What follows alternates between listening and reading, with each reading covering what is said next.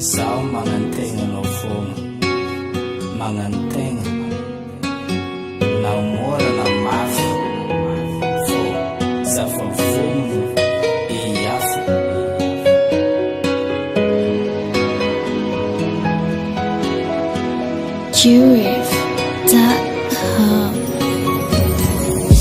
Zetani misy anao, tsy maintsy misy za. Ze mety ho lalanao, tsy maintsy andianako.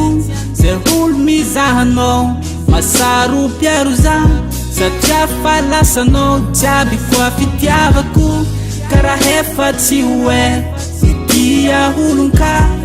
Jambanao ny fo, jahitako atsy anao. Mahery ny fity, tsy resy ny erinja. Mbola tsisy karanao, tamy fiainako. Za magniry atsika roa, omandrakize. Tsy ambela hisy andra, fa zaho mino. Fa tsy efa anjara, magnantegna anao. Zaho magnantegna anao, magnantegna anao. Ko mbola fitya, zaho magnantegna anao.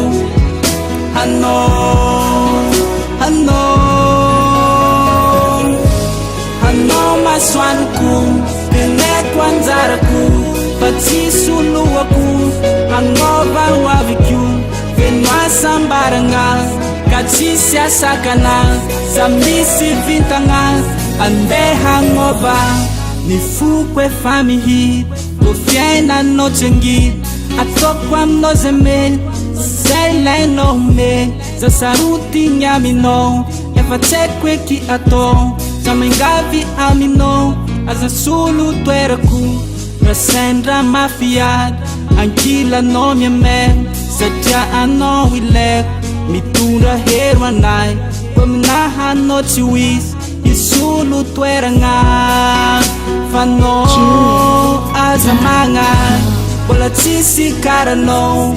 Tamy fiainako, za magniry atsika roa, omandrakize. Tsy ambela hisy andra, fa zaho mino.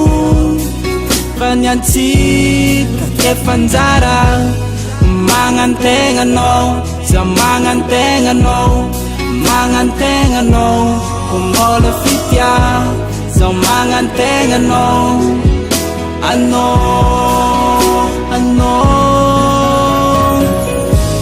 Hanao masoandroko, teneko anjarako. Ka tsisy asoloko, ngazava no aviko. Feno asambaragna, ka tsisy asakana. Za misy vintagna, andeha hagnova za. Magnantegna anao, za magnantegna anao.